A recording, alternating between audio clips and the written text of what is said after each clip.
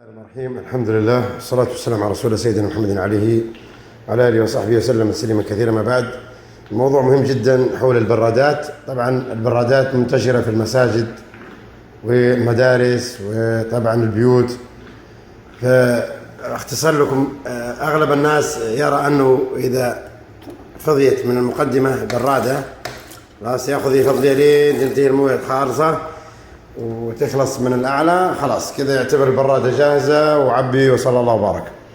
الحقيقة أنه البرادة لها تصريف خلفي مهم جدا، انتبهوا له الإخوان. التصريف هذا تقريبا فيه لتر إلى لتر ونص ماء. أحيانا يكون فيه شوائب، مهم جدا فتح هذا التصريف الخلفي، وبعدين نصب مرة ثانية شوية كذا ماء نظيف، نتأكد أن البرادة صارت نظيفة. بعدين نقوم نقفل مرة ثانية ونحط طبعا قزازة الماء.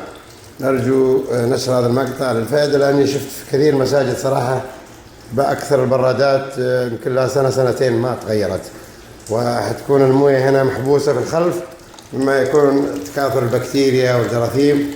نسأل الله أن يحمينا ويحميكم، وأن يدخل علينا هذا الشهر اللي هو شهر رمضان المبارك بخير إن شاء الله، وأنتم صحة وسلامة ونصر للمسلمين. السلام عليكم ورحمة الله وبركاته.